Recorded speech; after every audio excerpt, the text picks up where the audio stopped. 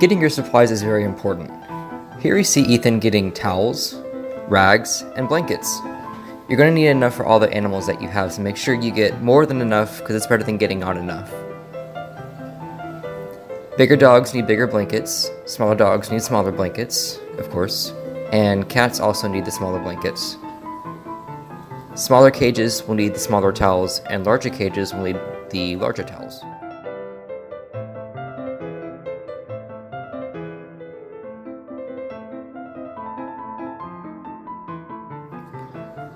Next, you're going to get your water jugs.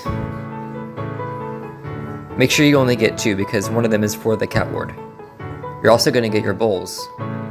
You have your regular ones, and then you have your non-spill bowls.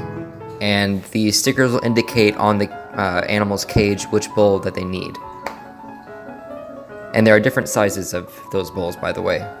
Then you have your rescue. It was called a cell, but now it's called rescue. And that is what we use to clean the cages and disinfect them. And now you're going into dog ward. Next you're going to need your newspaper, only for the small cages, not for the dog runs.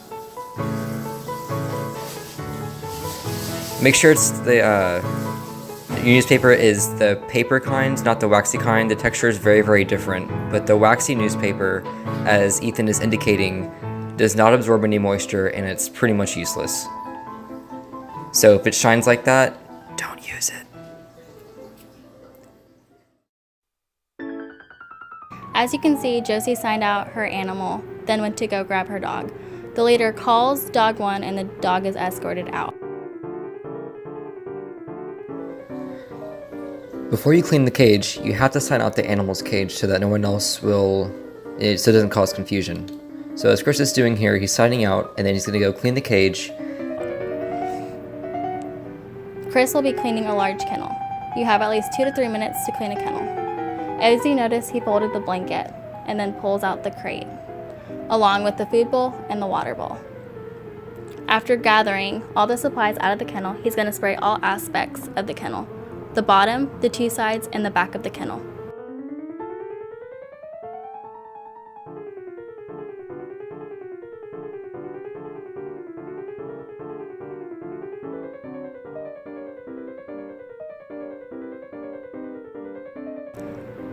When he gets to the bottom of the kennel, he's going to start to the back, then go to the front. That way he doesn't leave any footprints.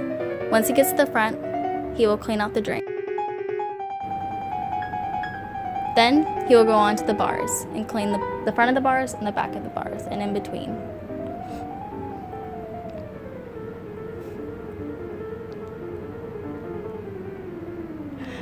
After the bars are clean, he's going to spray down the grate. If the grate just has pee on it, he's going to spray it down with Excel, other known as Rescue. If your grate has poop on it, you will take it to the loading dock.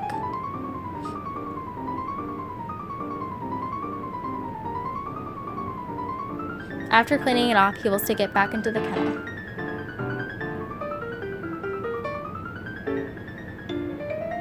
Then put the bedding back in along with the food and water bowl.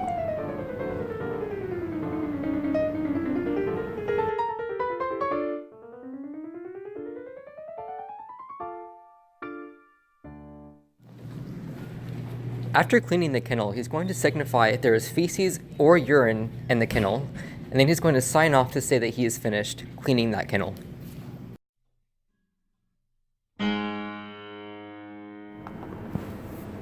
Today we'll be demonstrating how to clean a small or medium kennel. You will take out the water bowl and food bowl, then the blanket and hang it up. If a blanket touches the floor, do not reuse it. Then you will take out the grate and the newspaper. After collecting the newspaper, you will spray all aspects of the kennel with Excel or Rescue. This includes the 2 sides, the back, the bottom, and the top of the kennel. Do not forget the top of the kennel. It is always forgotten.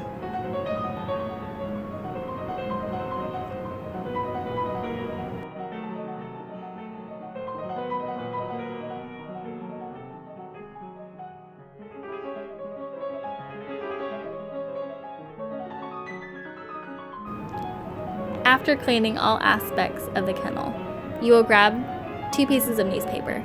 Make sure this is not the glossy kind. You will lay down the newspaper to where whenever you lay down the grate, the newspaper will not be sticking up for the dog to chew.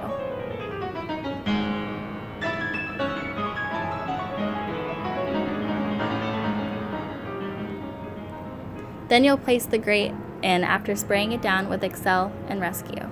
Remember, if you have a poopy grate, take it to the loading dock and replace it with a new one.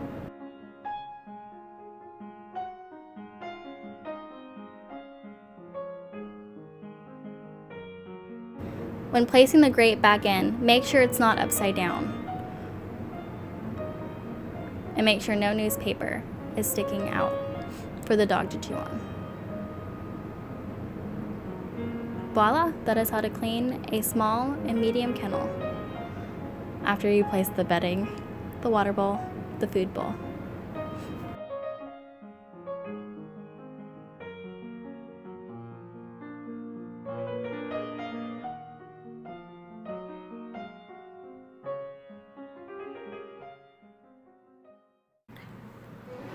Blankets or towels with poop on them will go into the brown laundry basket, while blankets or towels that do not have poop on them will go into the white basket. The white basket goes to the laundry room. The brown basket goes to loading dock. For crates that have poop on them, they go to loading dock, but not like one after the other. You can designate one spot in dog ward for the poopy crates, and then after all the cages have been cleaned and husbandry for that part is over, then you and another team member can take all the poopy crates to loading dock. Be very careful whenever you're walking because you don't want to get feces everywhere, and make sure people know that that crate is indeed full of poop. You're going to put it up by the rail and not by the wall, and there you go. Matt is cleaning a kennel. Can you name everything that he is doing wrong? Firstly, he is wearing open-toed shoes that are also heels. This type of footwear is not permitted. Secondly, he is wearing tunnels in his ears instead of plugs. These are not permitted. Lastly, he places the Excel bottle on top of the kennel. Placing cleaning supplies on top is not recommended as it is easier to forget that they are there. Now, he has placed in the grate and the newspaper.